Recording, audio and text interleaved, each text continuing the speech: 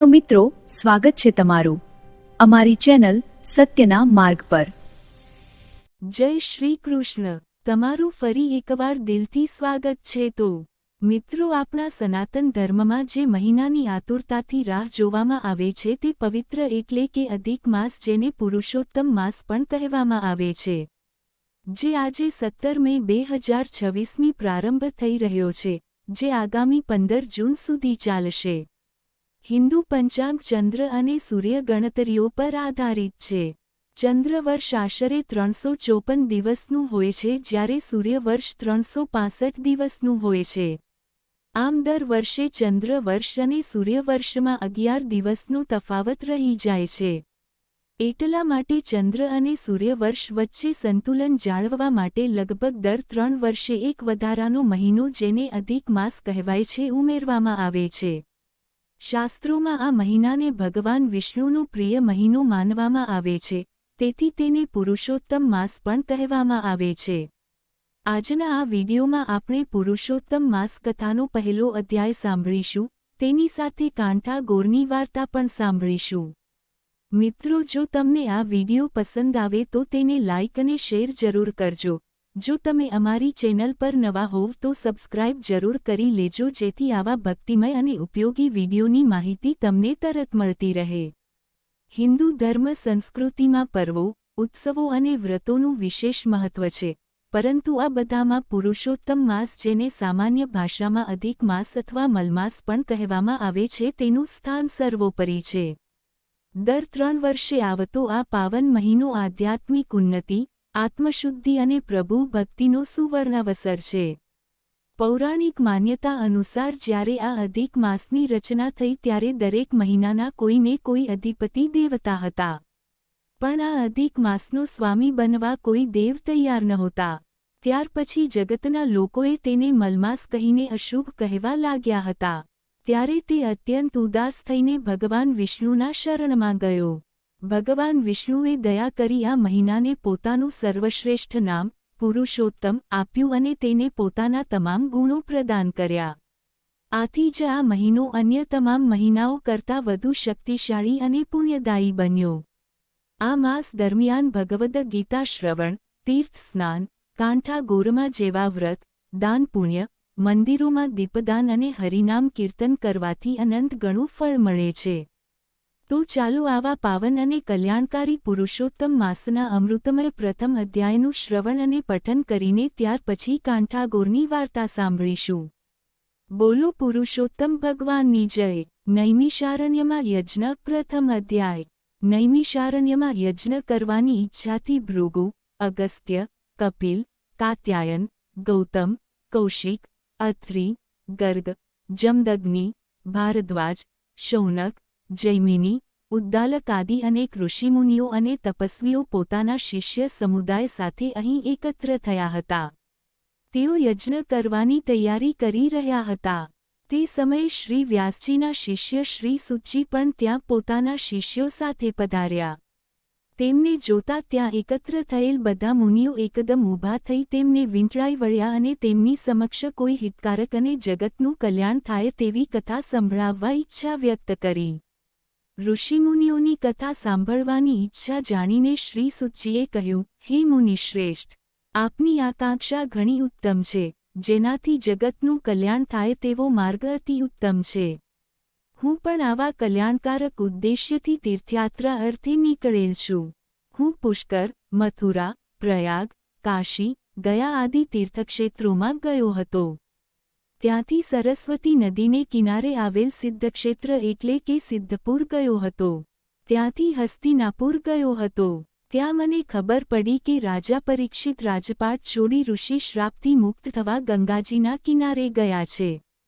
ત્યાં શ્રી વ્યાસજીના 16 વર્ષના દિગંબર અને તેજસ્વી પુત્ર શ્રી શુકદેવજી કથા કહેવાના છે।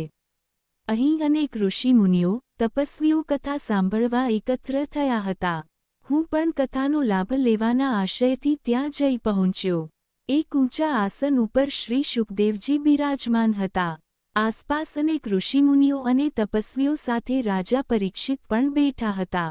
રાજા પરીક્ષિતે શ્રી શુકદેવજી સમક્ષ જીવનમુક્તિ થાય તેવી કથા સંભળાવવા વિનંતી કરી। આ વિનંતીને માન આપી શ્રી શુકદેવજીએ શ્રીમદ ભાગવત કથાનો આરંભ કર્યો. આ શ્રીમદ ભાગવત કથા 7 દિવસ ચાલેલ. 7મે દિવસે પરીક્ષિત રાજાની જીવનમુક્તિ થઈ તે મેં પ્રત્યક્ષ જોયું હતું. ત્યાં મારા સાંભળવામાં આવ્યું કે નૈમિષારણ્યમાં જગ કલ્યાણાર્થે યજ્ઞ થઈ રહ્યો છે અને તેમાં અનેક ઋષિમુનિઓ એકઠા થનાર છે. આ બધાના દર્શનના હેતુથી હું અહીં આવ્યો છું. હું આપના દર્શન કરીને કૃતકૃત્ય થયો છું. શ્રી બૃહન્નારદીય પુરાણના પુરુષોત્તમ મહાત્મ્યનો નૈમિષારણ્યમાં યજ્ઞ નામનો પહેલો અધ્યાય સંપૂર્ણ. કાંઠા ગોરની વાર્તા. હવે પુરુષોત્તમ માસની પાવન કથા વાંચીએ. ઘણા વર્ષો પહેલાંની આ વાત છે. એક ભૃગુપુર નામનું નગર હતું. તે નગરમાં એક ડોશી તેના 2 દીકરા અને 2 વહુઓ સાથે રહેતી હતી. ઘરમાં ક્લેશ થતાં 2 દીકરાઓ અલગ થઈ ગયા. તેઓમાંથી કોઈ માને રાખવા તૈયાર નહોતા. તેથી ડોશી પણ અલગ રહી પોતાનું ગુજરાન ચલાવતી.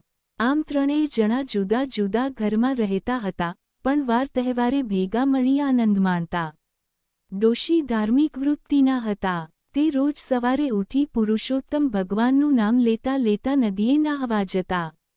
તેમના નાના દીકરાની વહુ પણ રોજ નદીએ સ્નાન કરવા જતી. તેઓ કાંઠા ગોરમાનું પૂજન કરી ઘેર આવી કામકાજમાં લાગતા. જ્યારે મોટા દીકરાની વહુ ઉઠતા જ ઘરની ઝંઝટમાં લાગી જતી. દીકરા, દીકરી અને પતિને આ કરો, તે કરો તેમ હુકમો છોડ્યા કરતી. તે 2 પૈસે સુખી હતી તેથી તેને પૈસાનું અભિમાન આવી ગયું હતું.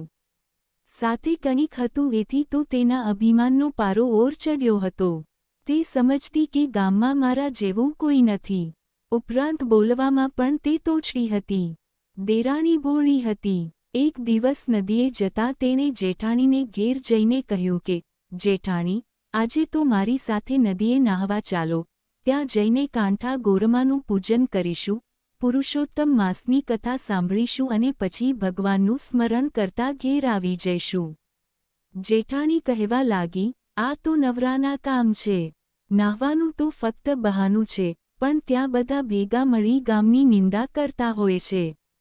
આમાં આપણું કામ નહીં. મારે તો મારું ઘર પહેલું સંભાળવાનું. મારે ઘેર આવનારા ઘણા. મારા પતિ દુકાનેથી આવે, છોકરાઓ નિશાળથી આવે, પિયર ગયેલ વહુ આવે, સાસરે ગયેલી દીકરી આવે, સગા સંબંધીઓ આવે, સીમમાં ગયેલ ઢોર પણ આવે. આમાંથી હું આખો દિવસ નવરી પડું તો તમારી સાથે નાહવા આવું ને. તમારે વ્રત અને નિયમ કરો, મને તો ધરમ કરમ કરવાનો વખત જ નથી. જેઠાણીની લાંબી ચોડી વાત સાંભળી દેરાણીને દુઃખ થયું, છતાં તે કાંઈ બોલી નહીં. તે સાસુ પાસે ગઈ અને બધી વાત કરી. સાસુએ કહ્યું, જે કરે તે ભરે. ભગવાન માણસને સુખ આપે છે અને સુખ મળ્યા પછી ભગવાનને તે ભૂલી જાય છે. મોટી વહુ સમજે તો સારું, નહીતર એના ભાગ્ય પણ ફૂટેલા જ છે. કાંઠા ગોરમાં રીઝે તો ધન ધાન્યનો પાર ન રહે, અને ખીજે તો કોઈનાય નહીં. આમ દિવસો વીતી રહ્યા હતા. દેરાણીના દિવસો પુરુષોત્તમ ભગવાનના ધર્મ ધ્યાનમાં જતા હતા. જ્યારે જેઠાણીના દિવસો સાંસારિક કામકાજમાં ને ઝંઝટમાં વીતતા. તેની પાસે ધર્મ કરવાનો વખત જ નથી. એ તો સગા વહાલાને રીઝવવામાં પડી હતી. દેરાણી તો રોજ નદીએ નાહી કાંઠા ગોરમાની વાર્તા સાંભળતી અને ધર્મ ધ્યાનમાં રત રહેતી. આથી કાંઠા ગોરમા દેરાણી ઉપર રીઝ્યા. એને ઘણી સુખ સાહેબી દીધી. બીજી બાજુ પુરુષોત્તમ ભગવાનનું અપમાન કરનારી જેઠાણી ઉપર તે કોપાયમાન થયા. કાંઠા ગોરમાના કોપનો પાર ન રહ્યો. તેમણે જેઠાણીને શ્રાપ આપ્યો. આથી પેઢીએથી પતિ ગાયબ થયો. નિશાળે ભણવા ગયેલ છોકરો ઘેર પાછો ન આવ્યો.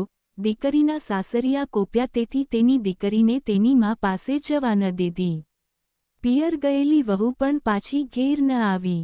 કોઈ સગા વહાલા ન આવ્યા. સીમમાં ગયેલ ઢોર પણ પાછા ન ફર્યા. આમ અંધાર્યું બનવાથી જેઠાણી હેબતાઈ ગઈ. તેના શોકનો પાર ન રહ્યો. તેને પોતાની ભૂલ સમજાઈ. તે દેરાણી પાસે પહોંચી ગઈ અને પોતાની દુઃખની વાત તેણે દેરાણીને કરી. દેરાણી તેને સાસુ પાસે લઈ ગઈ. સાસુ ઓટલે બેસી માળા ફેરવી રહ્યા હતા. ત્યાં તો જેઠાણી આવીને તેમના પગમાં પડી અને રડતા રડતા કહેવા લાગી, માં, હું તો લૂંટાઈ ગઈ.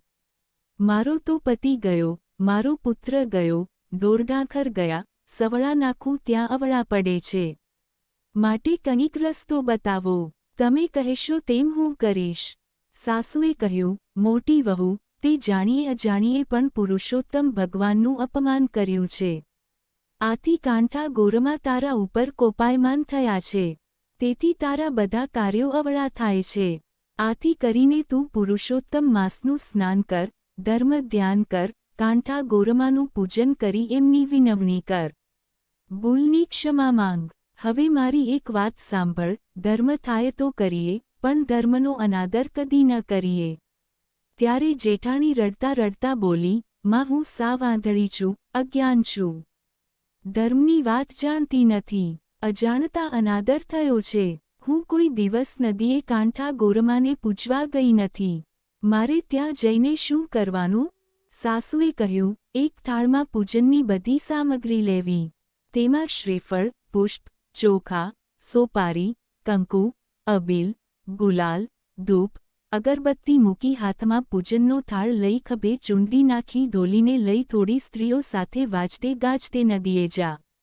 ત્યાં જઈ પુરુષોત્તમ ભગવાનનું નામ લઈ સ્નાન કરી, કપડાં બદલીને પુરુષોત્તમ ભગવાનની પ્રાર્થના કરજે. પછી કાંઠા ગોરમાનું પૂજન કરી કાલાવાલા કરજે. હે ગૌરીમાં, હું અજ્ઞાનતાને લીધે તમારો મહિમા સમજી શકી નહીં. આથી મેં તમારા વ્રતનો અનાદર કર્યો. હવે મને મારી ભૂલ સમજાઈ છે. તમે મોટા મનવાળા છો માં, મારા ઉપર પ્રસન્ન થાઓ, મને સુખ શાંતિ આપો. મારા ઉપર આવેલ આપત્તિ દૂર કરો.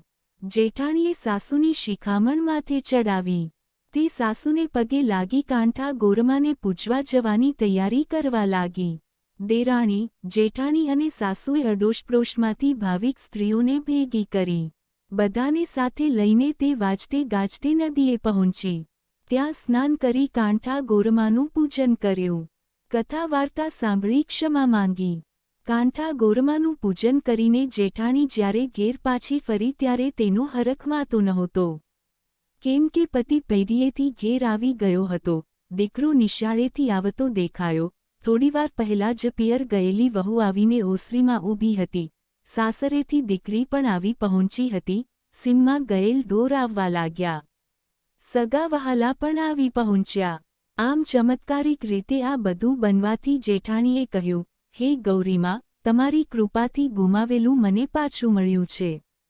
હવે હું પુરુષોત્તમ માસનું પૂર્ણ શ્રદ્ધા સાથે વ્રત કરીશ.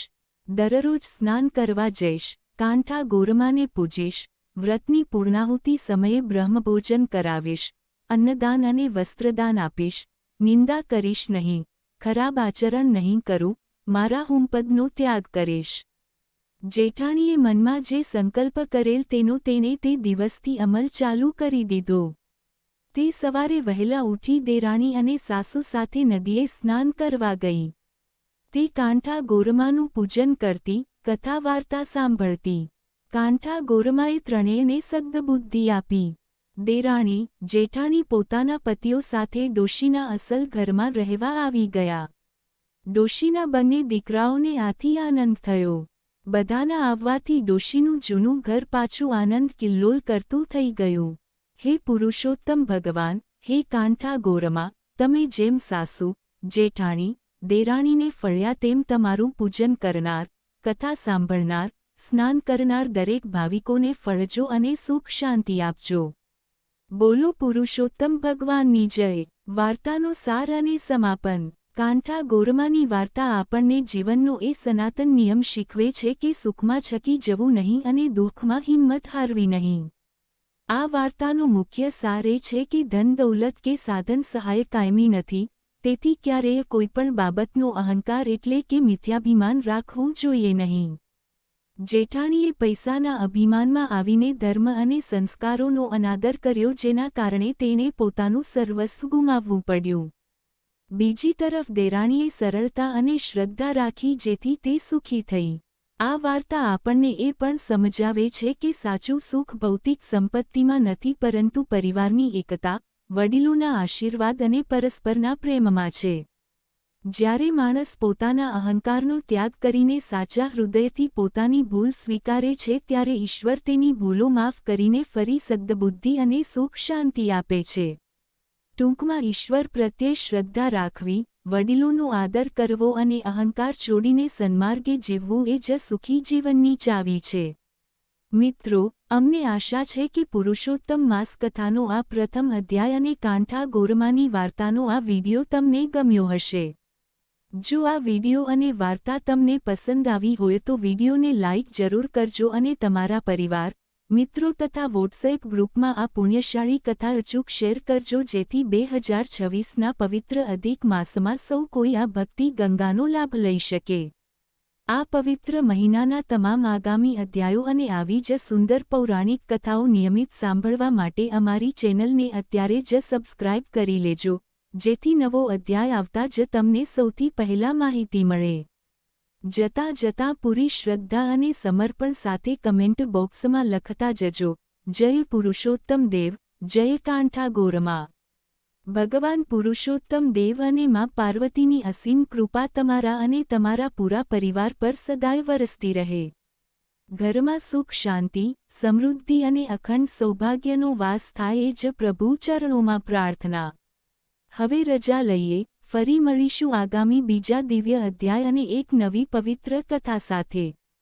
જય શ્રી કૃષ્ણ. બોલો પુરુષોત્તમ ભગવાનની જય.